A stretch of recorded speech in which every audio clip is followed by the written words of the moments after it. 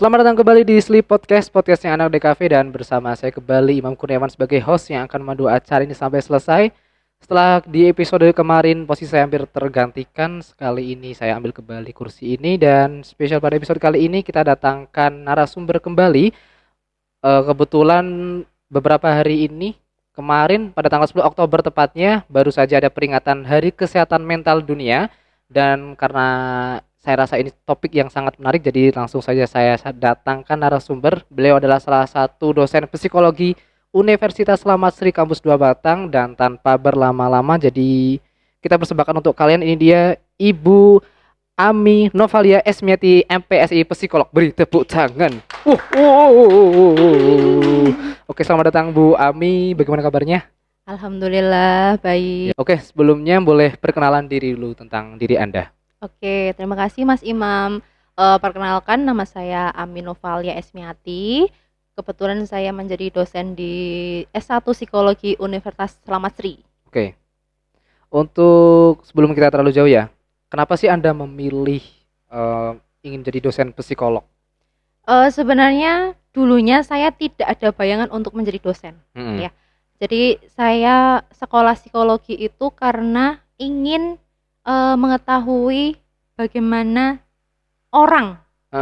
Jadi kan psikologi itu ilmu yang mempelajari perilaku seseorang. Nah, saya tertarik di situ. Makanya kebetulan setelah lulus S1 saya langsung melanjutkan ke S2 profesi. Nah, ya memang rezeki saya mungkin ya untuk bekerja di Unis ini, di dosen S1 psikologinya. Oke. Kayak gitu. Tapi kenapa sih Anda benar-benar tertarik dengan dunia psikologi? Karena kan setahu saya itu psikolog ya kayak tadi itu ya, mungkin membaca atau setidaknya bisa mengerti perilaku seseorang ya. Tapi kenapa sih Anda memilih psikologi? Iya, tapi meskipun psikologi itu ilmu yang mempelajari perilaku, tapi psikologi itu bukan dukun loh ya. Soalnya kebanyakan orang itu menganggap psikologi itu tahu segalanya. Dukun nih. Padahal nggak seperti itu. Psikologi itu karena saya juga sudah ke profesi ya. Jadi saya itu ingin ke sekolah profesi itu karena ingin ya setidaknya membantu orang lain ya. Karena seperti tema yang sudah kita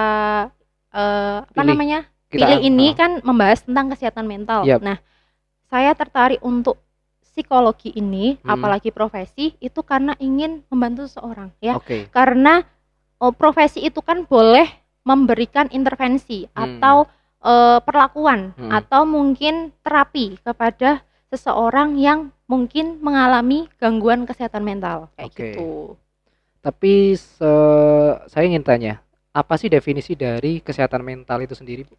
Oke, kalau kita membahas kesehatan mental, sebenarnya kesehatan mental itu sangatlah penting dalam setiap tahapan kehidupan kita. Ya, jadi dari kita kecil sampai kita dewasa, itu kesehatan mental sangatlah penting untuk bagaimana kita berpikir, bagaimana kita merasakan sesuatu, kemudian bagaimana kita bertindak pada kehidupan sehari-hari kayak gitu. Terus ada nggak sih Bu, entah ciri atau mungkin tanda-tanda yang mungkin orang itu mengidap atau mungkin merasakan tentang gangguan mental ini? Saya menceritakan sedikit kasus ya Mas ya. Jadi anggap aja ini si X ya. Si X itu ketika mau berangkat kerja, ketika dia mau masuk ke kantornya, dia selalu merasa ketakutan. Ya, ketakutan itu seperti ada bayangan-bayangan buruk, entah itu gedungnya yang mau rubuh atau ketakutan akan kematian orang tua dan lain sebagainya. Dan ada juga seseorang itu ketika berada di kantor itu dia selalu merasa mudah tersinggung, kemudian bad moodan. Jadi suasana hatinya tuh sering berubah, kayak mudah emosi dan lain sebagainya. Dan sehingga hal itu akan sangat mempengaruhi kinerja dari si orang tersebut. Mas Imam pernah nggak merasakan tiba-tiba ya lagi bekerja gitu ya, tiba-tiba seneng, tiba-tiba sedih, pernah nggak? Sering sih, sering. Sering. Dan juga kan kalau saya sebagai apa ya, pernah mengambil jurusan DKV sih memang bisa dibilang sangat berpengaruh sih yang seperti yang kayak gitu-gitu. Tapi kalau untuk faktor sendiri itu yang paling berpengaruh itu dari mana sih Bu kalau boleh tahu?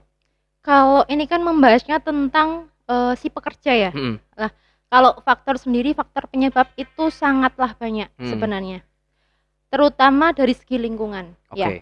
Entah itu dari segi perusahaan yang misal kebijakan keselamatan dan kesehatannya itu masih buruk, kemudian dari segi tugas yang terlalu berat, jam kerja yang terlalu panjang, beban kerja yang sangat berat dan tak ada hentinya, itu sangatlah mempengaruhi si pekerja ini akan merasa mungkin lelah, kemudian stres, dan ada yang mungkin akan merasa kok gini-gini terus, kok aku kok liburnya kurang atau dan lain sebagainya kayak gitu. Ada juga yang merasa kayak gitu. Saya juga pernah baca nih Mas, kayak pekerja milenial. Pekerja milenial itu ketika membuat story atau kata-kata di sosmed itu banyak kata yang ada jargonnya, ada hal yang populer, misal kayak insecure. Ya. Kemudian dia itu mengucapkan kata butuh healing, sering dengar kan? Sering. Nah, saya juga pernah bikin kayak gitu. Gitu. Terus atau dia menyebutkan burnout. Kayak gitu. Jadi sebenarnya semua kisah yang saya ceritakan tadi itu gambaran dari si kesehatan mental, kesehatan mental di tempat kerja kayak gitu. Tapi ada ini nggak sih Bu? Mungkin kayak ada perbedaan ke gangguan mental atau kesehatan mental di zaman sekarang, bisa dibilang kan ini generasi milenial ya, dengan generasi zaman mungkin di 90-an itu ada perbedaan nggak sih Bu? Sebenarnya untuk kesehatan mental itu sama aja sih, karena kesehatan mental intinya itu kan kita itu mampu memandang diri kita secara positif, ya kan, secara positif baik untuk diri sendiri maupun untuk orang lain. Dia bisa menyadari kemampuannya, potensi dan lain sebagainya. Nah, perbedaan dari yang dulu sampai yang sekarang, mungkin kalau yang sekarang itu dari anak kecil aja itu bisa mengalami kesehatan mental gangguan, ada gangguan kesehatan mental. Iya, sampai ada kasus itu dia karena mungkin tidak kuat karena dibully dan lain sebagainya sampai dia terjun dari lantai 4, anak SD. Jadi kita itu tidak bisa melihat apakah zaman dulu, apakah zaman sekarang. Nyatanya kesehatan mental itu bisa dirasakan oleh berbagai umur kayak gitu. Tidak hanya kita orang dewasa, remaja sampai dewasa, tapi juga anak-anak juga merasakan seperti itu. Karena ya tadi ada banyak berbagai faktor. Ya, kalau saya jelaskan tadi kan itu karena faktor di perusahaan. Kalau yang dirasakan anak kecil mungkin ya karena faktor lingkungan juga, dibully, teman-temannya mengejek dan lain sebagainya kayak gitu. Dan mungkin si anak ini tidak ada tempat untuk bercerita, bisa saja. Ya, tidak ada tempat untuk bercerita, malu untuk menceritakan apa yang dirasakan, apa yang dialami, sehingga dia tidak tahu lagi dan memutuskan untuk tadi terjun dari gedung kayak gitu. Tapi kan kalau kita agak tarik ke belakang gitu kan, cara mendidik orang tua pun sebenarnya berbeda ya dari zaman dulu yang sekarang. Mungkin kalau di zaman saya dulu itu mungkin ketika orang tua marah, bisa dibilang agak main fisik itu kayak dipukul, itu kan kalau saya nanggepnya sih nggak apa-apa ya. Cuman kan kalau dilihat untuk generasi sekarang itu langsung kayak ngepost story bikin story galau-galau gitu, itu kenapa sih Bu? Atau mungkin apakah itu yang menjadi perbedaan juga?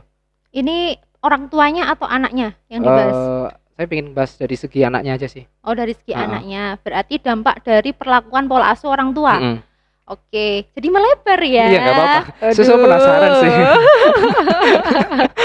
Oke, jadi memang pola asuh tidak hanya dari sisi anaknya, tapi pola asuh orang tua dari zaman saya sampai zaman adik saya itu pola asuh orang tua saya aja berbeda. Karena orang tua sekarang itu saya kira itu mengikuti zaman. Kayak gitu. Jadi anggap saja orang tua dulu itu ya sering mengekang, apa-apa nggak boleh, apa-apa disita, ya kan, dimarah-marahi. Tapi ya semua yang dilakukan orang tua itu untuk kebaikan anaknya. Jadi sampai sekarang tujuan orang tua pun pasti akan untuk kebaikan anaknya. Bedanya karena perkembangan zaman, orang tua juga semakin berkembang dalam berpikir, kayak gitu. Ya mungkin ada orang tua yang masih dalam tanda kutip masih kolot mungkin ya, ya dalam tanda kutip masih kolot. Ada yang udah bisa berkembang mengikuti zaman, mengikuti berita-berita terupdate kayak gitu. Jadi untuk dari segi anaknya sendiri pun dampaknya juga akan sangat mempengaruhi, karena dari anak yang masih bayi pun masih masih balita, masih batita kayak gitu, itu bisa memodel dari perilaku pola asuh orang tua. Misal orang tuanya mencubit, orang tuanya memukul, dia melihat, jadi rekaman anak itu sangatlah baik. Dia bisa aja melakukan kepada si tetangganya tanpa pengetahuan orang tua dan lain sebagainya. Padahal sebabnya sendiri juga dari lingkungan terdekatnya si anak kayak gitu. Jadi kurang lebih ya seperti itu ya. Jadi kembali lagi tergantung dari bagaimana faktor lingkungan terdekat dari anak itu sendiri ya. Iya. Jadi jangan kemana-mana, tetap di Sleep Podcast.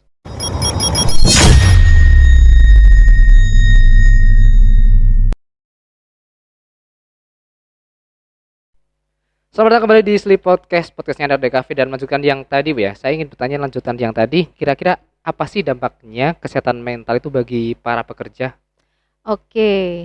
Dampaknya itu sebenarnya ada 4 reaksi ya. Jadi ada reaksi perasaan, ada reaksi fisik, ada reaksi perilaku, dan ada reaksi pikiran. Gitu. Mau dibahas yang mana dulu? Yang fisik dulu mungkin ya. Fisik dulu. Secara dari luar berarti kan ya. Ya mungkin ini kebanyakan orang pasti mengalami sih. Saya juga pun kadang mengalami kayak gitu. Jadi sebenarnya intermezzo dulu ya. Jadi sebenarnya gangguan kesehatan mental itu bisa dialami oleh semua orang. Termasuk seorang psikolog pun juga bisa mengalami gangguan kesehatan mental. Nah, tinggal bagaimana kadarnya ya. Kalau memang dia masih bisa mengontrol, masih bisa mengkondisikan, misal aku cemas nih, cemas tapi sebatas cemas, aku masih bisa mengendalikan, itu masih normal. Tapi kalau yang udah berlebihan, udah berlanjut, berhari-hari, berbulan-bulan, itu berarti sudah masuk ke dalam gangguan kesehatan mental yang mungkin dia perlu bantuan kayak gitu. Nah, untuk reaksinya sendiri, dampaknya sendiri, fisik itu misal nih kamu lagi cemas, mau presentasi sama Bu Ani ya kan, sebut nama sebut nama nggak apa-apa ya wis. Tak lanjut ya. Jadi misal nih kamu mau presentasi ya kan, mau presentasi, cemas, keringat dingin, deg-degan, tangan gemetar, itu muncul, itu namanya dampak. Ya. Pusing, kemudian ada juga sakit perut, ada juga gemeter, itu namanya reaksi dari fisik. Ya. Untuk reaksi perasaan ya, reaksi perasaan mungkin ada perubahan mood yang drastis. Misal dari seneng, tiba-tiba sedih, tiba-tiba nangis, tiba-tiba nanti senang lagi, itu bisa menjadi salah satu reaksi perasaan. Kemudian apalagi ya kalau perasaan udah sih. Tapi kalau yang reaksi perilaku itu biasanya orang dengan gangguan kesehatan mental itu reaksinya lebih ke kayak menghindari interaksi. Jadi kayak menjauhi interaksi dengan orang lain. Jadi mungkin dia lebih ke minder, malu kayak gitu. Terus perilaku yang lain dia bisa lebih menyendiri, tidak suka berinteraksi dengan orang lain kayak gitu dan lain sebagainya. Tapi itu natural kan Bu? Misal tidak ingin berinteraksi dengan sosial, itu apakah itu baik? Sebenarnya seperti yang sudah saya katakan tadi, semua orang itu mengalami kecemasan dan reaksinya Oke. pun beda-beda. Hmm. Ada yang bereaksi tidak mau berhubungan dengan orang lain dulu, ada yang mau menyendiri dulu, itu boleh. Sebenarnya itu masih Oke. normal. Yang penting kita tahu kadarnya. Kalau Oke. misal itu sudah berlarut-larut, sudah sampai tidak mau makan, tidak mau berinteraksi dengan orang tua, di kamar toh itu sudah cukup sudah di luar normal sedikit, kayak gitu ya. Tapi kalau misal dia masih bisa mengendalikan, oke, aku butuh ketenangan nih, aku masih butuh tidur, butuh istirahat, aku masih butuh menenangkan diri, itu masih oke. Tapi gimana sih Bu, mungkin cara kita tahu bahwa kadar yang kita lakukan itu masih dalam batas wajar? Karena kan saya juga kadang seperti itu sih, suka menyendiri di kamar sampai 1 bulan gitu kan, tahu-tahu Lebaran gitu pas itu ngapain aja? Ya itulah. Ya kurang lebih untuk, ya mungkin kalau saya sih lebih ini sih, ingin mengobati mental saya sendiri sih. Tapi masih bisa dikontrol kan? Kadang bisa, kadang enggak. Cuma kalau untuk cara taunya itu gimana? Oke, sebenarnya kalau yang misal tidak bisa tidur, insomnia nih, insomnia. Saya pernah baca itu mengatakan bahwa orang dengan gangguan kesehatan mental yang harus membutuhkan bantuan profesional itu yang sudah lebih dari 6 bulan. Oke. Ya, tapi memang dia tidak bisa mengontrol dirinya, sudah tidak bisa mengondisikan. Oh, aku mau penanganan dengan mungkin tidur, relax sebentar. Tapi kalau misal dia sudah berlanjut berhari-hari, tapi dia sudah merasa kayaknya aku udah nggak bisa menolong diriku sendiri. Oleh karena itu, kalau orang yang aware, jadi kita di sini harus aware dulu, harus sadar dulu. Oh, aku sedang mengalami gangguan kesehatan mental. Misal, aku sedang cemas, aku sedang stres. Jadi kita itu harus menyadari dulu, ya. Ketika kita sudah menyadari, oke, kalau orang yang masih normal, ya maksudnya belum ada gangguan kesehatan mental yang lebih, itu dia kemungkinan akan mencari cara bagaimana solusinya. Misal, besok Mas Imam presentasi, aku cemas, aku grogi, aku menggigil dan sebagainya. Itu hal yang wajar, ya. Hal yang wajar apabila Mas Imam sudah bisa menentukan solusinya. Misal, oke, aku besok presentasi, aku harus belajar. Untuk mengurangi rasa cemasku, aku harus belajar. Cemas itu wajar. Jadi kayak memberikan kata-kata afirmasi positif pada diri. Ya. Jadi cemas itu wajar. Aku normal. Aku masih bisa memperbaiki diriku. Ya. Tapi aku juga harus mencari solusinya. Kalau aku besok presentasi, berarti aku harus bisa menyiapkan bahan yang bisa membuatku bisa menjawab pertanyaan kayak gitu. Misal kayak gitu. Jadi aku sudah ada persiapan. Berarti aku harus tenang. Aku sudah siap untuk presentasi besok pagi. Nah, kayak gitu berarti gangguan kesehatan mentalnya itu masih dalam taraf normal kayak gitu. Tapi untuk ciri-cirinya bisa dikenali nggak sih Bu? Kadang kan ya mungkin untuk persiapan lah ya, mungkin siapa tahu di lingkungan sekitar kita juga ya ada yang tiba-tiba merasakan hal seperti itu. Kira-kira ada ciri-ciri yang bisa kita kenali nggak sih? Oke, menurut WHO ciri-ciri kesehatan mental itu ada 4 ya. Jadi 1 itu kita itu menyadari kemampuan kita. Orang dengan gangguan kesehatan mental itu dia ragu dengan kemampuannya. Ditanya kemampuanmu apa? Gak ada. Ada yang seperti itu? Pernah mengalami, pernah nemu nih? Saya termasuk yang seperti itu. Oh ya. Jadi kalau menurut WHO memang salah satu ciri orang yang memiliki kesehatan mental itu dia menyadari kemampuan yang dia miliki. Tapi kalau ada seseorang dengan gangguan itu dia sulit mengakui, mungkin dia bisa nyanyi tapi dia tidak menyadari kayak gitu. Jadi dia sulit mengakui kemampuannya. Ditanya tidak tahu, ditanya tidak bisa. Jadi dia lebih memandang orang lain itu lebih bisa daripada dirinya. Berarti kan itu pertanda bahwa dia itu ada rasa insecure ketika melihat orang lain kayaknya itu lebih bisa dari aku nggak bisa apa-apa. Nah, itu salah satu cirinya. Kemudian yang kedua, orang dengan kesehatan mental, cirinya itu dia itu mampu mengatasi stres dalam taraf normal di kehidupan sehari-hari, ya. Jadi misal dalam suatu pekerjaan, ya, dia kalau orang dengan gangguan kesehatan mental itu dia tidak bisa atau belum bisa berdamai dengan tekanan pekerjaan, deadline. Jadi yang dia tahu adalah aduh ini gimana, aduh kok pekerjaannya gini, aku nggak bisa, aduh. Jadi dia itu tidak bisa berdamai dengan dirinya sendiri, ya. Okay. Jadi dia ya bagaimana dia bisa menaklukkan pekerjaan itu bisa selesai kalau dia tidak bisa mengendalikan dirinya, kayak gitu. Okay. Jadi orang dengan gangguan kesehatan mental itu sulit untuk mengetahui permasalahanku ini, aku harus ini, kayak gitu. Jadi sulit memecahkan solusinya sendiri, kayak gitu. Kemudian yang berikutnya itu dia ini mampu bekerja atau berkontribusi secara produktif, ya.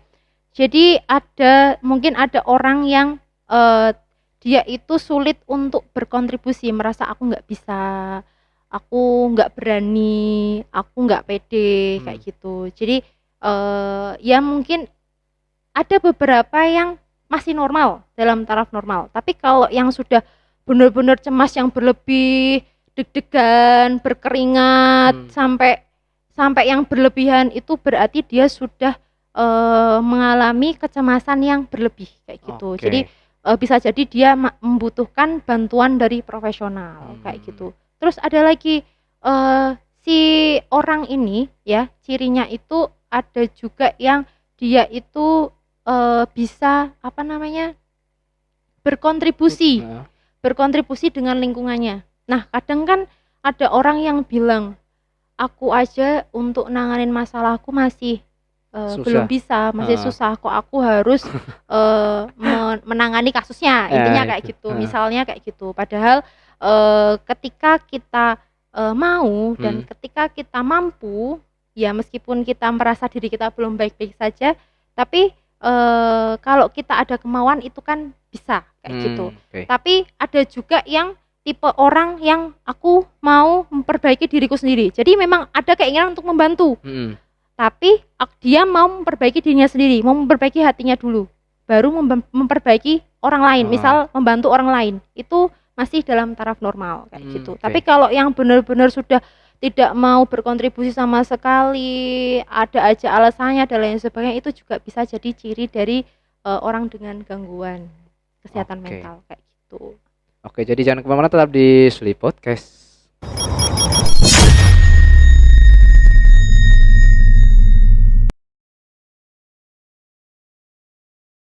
Selamat datang kembali di Sleep Podcast, dan sayang sekali kita sudah memasuki segmen terakhir ya, padahal saya masih ingin konsultasi lagi. Tapi untuk yang terakhir, ada nggak sih Bu penanganan untuk orang-orang yang mengalami kesehatan mental ini? Khususnya di pekerja dulu aja, khususnya untuk para pekerja. Oke, ini sebenarnya untuk para pekerja maupun orang yang tidak bekerja, jadi orang biasa, orang awam biasa, itu sebenarnya sama, ya. Jadi pertama itu kita harus menerima dulu. Kita harus menerima, kita harus mengakui, ya. Dengan kita mampu memandang, jadi kita mampu menciptakan pandangan yang positif pada diri, ya. Jadi kita itu harus bisa memandang diri kita itu secara positif, ya. Kemudian kita itu harus bisa menghargai semua pekerjaan atau semua hal yang sudah kita lakukan, ya. Kemudian kita juga bisa memberikan reward pada diri atas hal yang sudah kita lakukan. Jadi reward itu tidak hanya hadiah, tapi juga mungkin ngobrol sama orang tua yang bisa menenangkan, tidur, makan, jalan-jalan dan lain sebagainya. Jadi reward, self reward itu sangat banyak, kayak gitu. Jadi kita juga bisa untuk bersosialisasi dengan orang lain, ya. Jadi seperti yang sudah saya jelaskan tadi, kita itu bisa berkontribusi ke lingkungan, ya. Jangan sampai kita itu ketika sudah tahu kita menyadari bahwa ada rasa yang tidak enak, terus selalu menyendiri berhari-hari, tapi kita juga harus bisa bersosial dengan baik itu orang rumah ataupun di kantor. Jadi ketika di kantor pun kita juga tidak harus menyendiri, menarik diri, tapi mulailah untuk memulai. Ya kadang banyak orang itu yang ada gengsinya, betul, ada gengsinya. Tapi untuk memulai kapan lagi gitu loh ya. Jadi kita kebanyakan orang memang menunggu ada gengsinya dan lain sebagainya, tapi ya untuk mencoba tidak ada salahnya kayak gitu ya, karena kita butuh untuk memperbaiki diri kita ya. Jadi terkadang kita lupa mengenali diri kita. Yang kita kenal terkadang hanya orang lain. Betul. Ya, kita mengenal Mas Imam seperti ini bla bla bla, tapi terkadang kita lupa untuk mengenal diri kita. Ya. Kita yang seperti apa, kelebihan kita apa, kekurangan kita apa, kemauan kita apa. Jadi terkadang kita melupakan hal itu. Nah, itu kuncinya. Jadi harus menyadari dulu. Kemudian kita harus bisa mengakui emosi kita. Ya, kita mengakui emosi kita. Oh, aku saat ini sedang mengalami fase emosi. Apa yang harus aku lakukan? Oh, aku mau butuh ketenangan dulu. Aku butuh distraksi. Mungkin karena aku lagi sedih, emosi, distraksinya seperti apa? Pengalihannya seperti apa? Mungkin olahraga, mungkin menyapu rumah dan lain sebagainya. Yang pastinya harus dilakukan adalah hal-hal positif. Ya. Kemudian saya sering bilang pada beberapa orang, hal yang bisa dilakukan ketika kita mungkin lagi overthinking dan lain sebagainya itu adalah menulis. Ya, ketika menulis kita bisa merefleksikan diri kita. Ya, perasaan kita seperti apa, emosi kita seperti apa, penyebabnya apa dan lain sebagainya. Dengan kita kan nanti kan dibaca ulang. Dengan kita membaca ulang itu kita bisa, oh aku lagi mengalami hal ini, nanti aku solusinya seperti ini. Jadi bisa aja langsung terbangun solusi pada diri kita sendiri. Mau dibuat seperti apa kayak gitu. Tapi dari yang barusan Bu Ambi bilang itu saya tertarik. Bagaimana sih Bu cara kita bisa menerima bahwa kita itu mengalami kesehatan mental? Kira-kira apa yang perlu kita lakukan terlebih dahulu untuk menerima itu? Menerima. Menerima yang pertama harus disadari dulu. Sebelum menerima harus disadari. Aku saat ini sedang cemas. Mungkin aku saat ini sedang menggigil, aku sedang pusing, aku sedang sakit perut dan lain sebagainya, dan aku tidak pernah mengalami ini sebelumnya. Aku mengalami ini setelah aku mengalami kegagalan waktu presentasi. Misal seperti itu. Berarti penyebabnya adalah kegagalan waktu presentasi. Jadi harus dicari dulu penyebabnya seperti apa, kayak gitu. Jadi harus telusuri. Selain menyadari, harus ditelusuri penyebabnya seperti apa. Kemudian tahap menerima itu memang sulit. Iya, memang sulit ya. Jadi tahap menerima itu memang membutuhkan proses dan waktu ya. Ketika kita sudah mulai menyadari, oh aku cemas nih gara-gara mungkin kemarin ada kegagalan, sehingga saat ini aku mengalami kecemasan. Kecemasanku seperti apa? Mungkin menggigil dan lain sebagainya yang tadi saya sudah sebutkan. Nah, untuk tahap menerima ya, ketika kita sudah menyadari, kita berada di tahap menerima, tapi itu sudah proses ya. Menerima itu ya tadi kita sudah menciptakan pandangan positif pada diri kita. Oh, aku kemarin gagal, aku cemas, berarti aku harus ngapain? Aku harus ngapain? Apa yang harus aku lakukan biar kegagalan itu bisa menjadi keberhasilan? Ya, kalau kita berada di tahap kecemasan itu saja, berarti kita mengalami gangguan kesehatan mental yang mungkin di luar normal kayak gitu. Tapi kalau kita masih dalam tahap normal, berarti kita bisa mengendalikannya. Nah, di tahap menerima itu kita sudah berhasil. Oh, aku kemarin seperti ini, gara-garanya ini. Berarti apa yang harus aku lakukan? Oh, mungkin aku belajar. Oh, mungkin aku bertanya teman dan lain sebagainya. Jadi tahap menerima itu berarti kamu sudah berhasil melewati proses itu. Kita masuki sesi pertanyaan. Ada 375.000 pertanyaan dan kita ambil 10 saja mungkin ya. Pertanyaan pertama dari outfit_hijab. Sebenarnya kepribadian ganda itu ada nggak sih? Apa bisa disebabkan dari garis keturunan? Kepribadian ganda itu ada, tapi untuk di Indonesia sendiri itu sangat jarang sebenarnya. Nah, untuk garis keturunan itu bisa genetik, tapi tidak menjadi faktor utama pencetus dari kepribadian ganda itu sendiri. Karena kepribadian ganda itu muncul karena adanya traumatis, ya. Misal ada traumatik sangat berat, itu bisa jadi menjadikan seseorang itu memiliki kepribadian ganda. Kepribadian ganda itu kan dia tidak tahu identitasnya seperti apa, dia bingung dengan dirinya sendiri. Dan biasanya orang dengan kepribadian ganda itu dia tidak bisa mengontrol dirinya sendiri. Dia tidak bisa mengendalikan dirinya.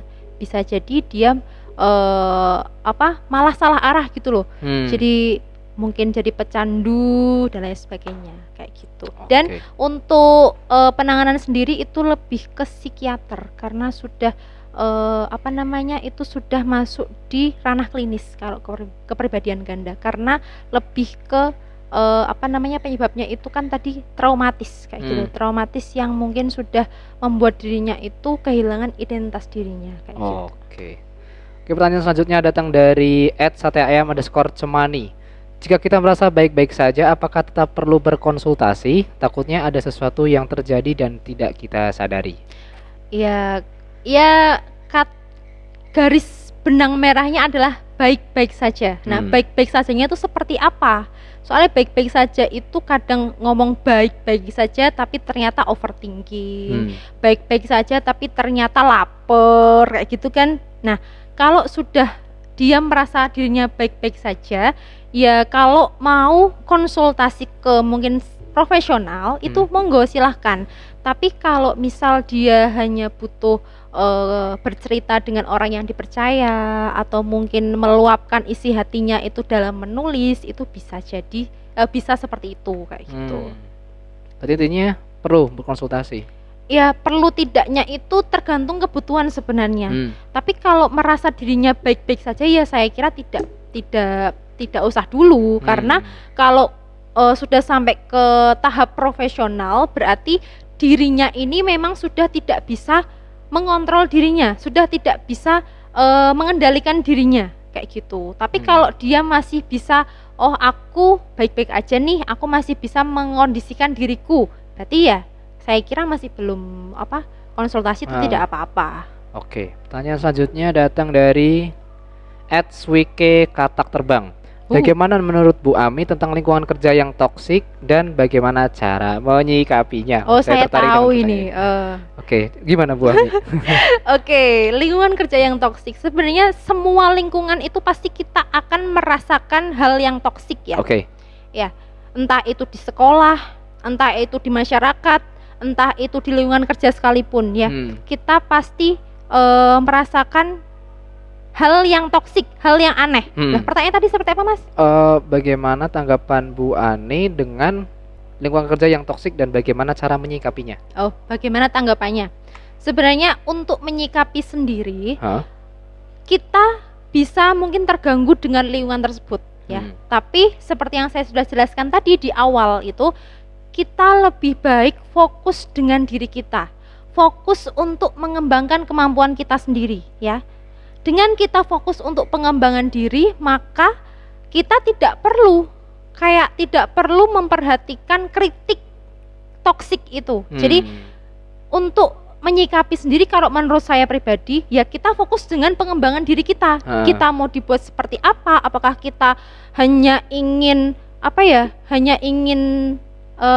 mengurus orang itu, atau hanya ingin mengurus lingkungan itu, atau malah kita fokus pada diri kita untuk bagaimana diri kita ini bisa berkembang lebih baik lagi, ya, bisa lebih meningkatkan kinerja kita, bisa lebih produktif seperti apa kayak gitu, tanpa memperhatikan hal yang toksik itu tadi. Jadi kayak ya wis lah disingkirin aja kayak gitu. Kita fokus pada diri kita sendiri. Kalau menurut saya seperti itu.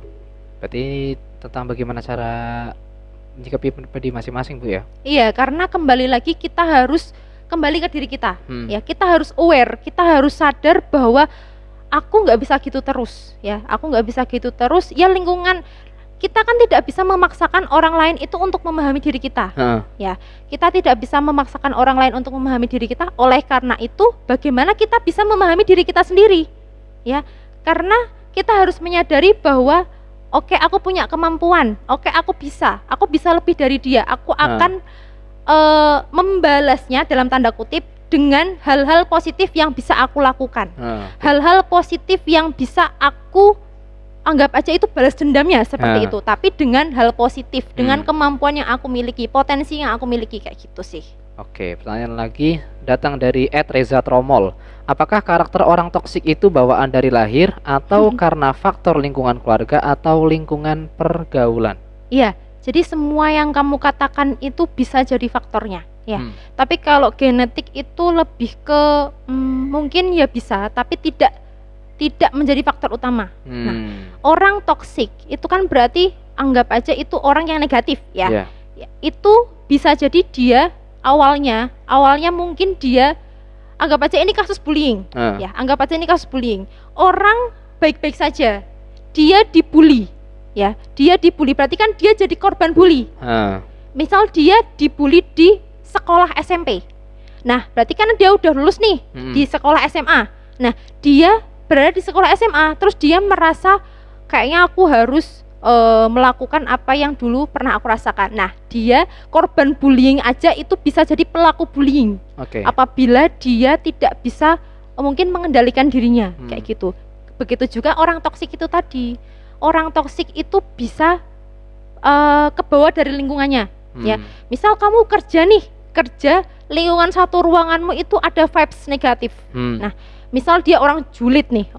Nah, bisa aja kamu yang awalnya itu pendiam, awalnya itu kamu orang yang anggap aja alim dan sebagainya, itu kamu bisa ke bawah karena kamu dari pagi sampai siang sampai sore itu kamu mendengarkan kata-kata yang mungkin kamu tidak biasa mendengar di sebelum kamu bekerja di situ, tapi setelah kamu bekerja di situ kamu berada di satu lingkup dengan orang itu. Nah, makanya kamu bisa terbawa.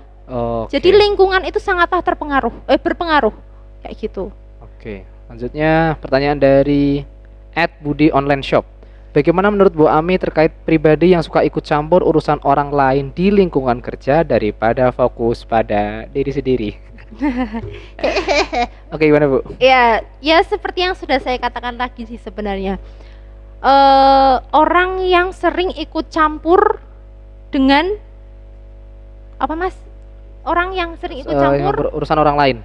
Dengan urusan orang lain, daripada urusan berarti kan sama aja sama orang toksik. Iya betul. Ya seperti tadi yang saya sudah katakan.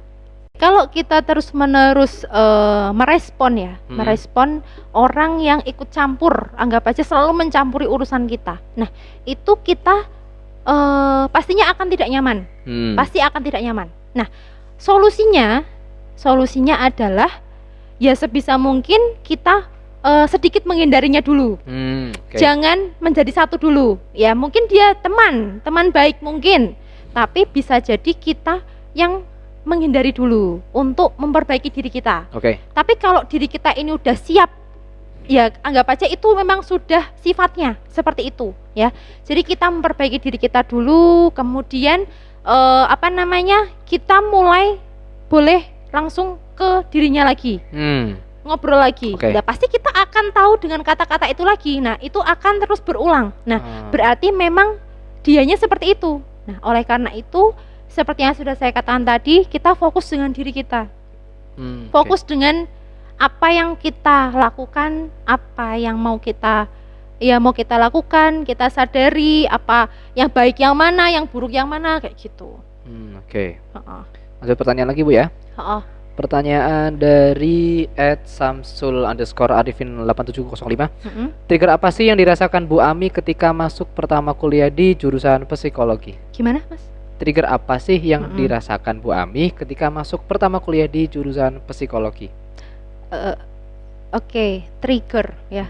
Sebenarnya semua orang yang baru masuk kuliah itu pasti akan merasakan hal yang sama, ya. Lagian kalau baru semester 1 itu pasti mata kuliahnya juga masih sama semuanya. Jadi kalau trigger sendiri sih untuk di awal kuliah saya masih belum begitu merasakan ya. Tapi saya mulai merasakan itu kalau di S1 itu waktu udah mulai semester 6-7. Itu kan saya skripsi. Jadi ya kayak mulai ke trigger, aku harus menyelesaikannya, aku harus menuntaskan S1 ini kayak gitu. Jadi kalau untuk awal-awal kuliah saya rasa belum sih Mas. Pertanyaan terakhir Bu ya. Ya. Datang dari @rizal_ichikiwir. Bagaimana tanggapan Anda dari kasus yang baru terjadi kemarin, mahasiswa bunuh diri di salah satu mall di Semarang? Oke, jadi untuk tanggapan saya terhadap fenomena atau kejadian bunuh diri ini, karena memang sudah ada beberapa kali kejadian yang sama ya, entah itu di sekolahan, entah itu di kampus, entah itu di mall, di tempat di masyarakat umum. Jadi ada pakar yang bilang seseorang yang melakukan bunuh diri itu karena sudah berturut-turut ya, ada beberapa kali kejadian itu karena adanya modeling. Memodel perilaku. Jadi mungkin dia sedang banyak permasalahan, dia sedang benar-benar depresi, dia tidak tahu mau ngapain, dia mau cerita juga bingung mau dengan siapa, mungkin seperti itu. Dan zaman sekarang kan kita ngapa-ngapain pegang HP. Iya. Ya, pegang HP, kemudian mungkin dia melihat bunuh diri, kemudian ada bunuh diri lagi. Nah, mungkin jalan satu-satunya yang dia pikirkan untuk bisa menyelesaikan permasalahannya itu dengan bunuh diri itu sendiri ya. Jadi karena ada orang yang bilang balon semakin dipompa terus itu kan akan meledak. Nah, ledakan itu adalah bomnya. Ketika dia sudah tidak bisa mengendalikan si balon itu ya, berarti kan terus dipompa permasalahan tanpa ada solusi, ya kan? Berarti dia sudah dalam taraf yang pasrah, sudah tidak tahu mau ngapain, sudah tidak ada solusi. Nah, karena mungkin dia melihat sosmed, kok ini bunuh diri, kayaknya kok jalan satu-satunya aku menyelesaikan masalah, seperti itu. Jadi saya membaca itu memang faktornya itu bisa karena memodel, karena memang dalam beberapa hari ini kasusnya itu berulang-ulang kayak gitu. Jadi untuk penutup ada nggak Bu mungkin pesan-pesan atau saran untuk khususnya untuk para pekerja dan mungkin mahasiswa di luar sana? Jadi ya untuk semua orang aja sih. Jadi tetap jaga kesehatan ya. Kesehatan itu ada kesehatan mental, ada juga kesehatan fisik. Karena dua hal ini sangatlah berkaitan satu sama lain. Kayak gitu. Jadi ketika kamu merasa dirimu kurang baik, silahkan cari solusinya. Entah itu menulis, entah itu berbicara pada teman yang dipercaya, atau hal lain yang bisa menyelesaikan masalahmu itu ya. Kalau memang kamu menyadari bahwa aku sudah tidak bisa mengendalikan diriku sendiri, silahkan cari pertolongan ke profesional. Karena yang perlu diketahui, gangguan kesehatan mental ini bukanlah aib. Jadi kita tidak perlu malu ya. Dan yang perlu diingat lagi, diri kita ini sangatlah berharga. Jadi kita perlu bahagia, gitu aja. Jadi boleh tepuk tangan untuk Bu Ami narasumber kali ini.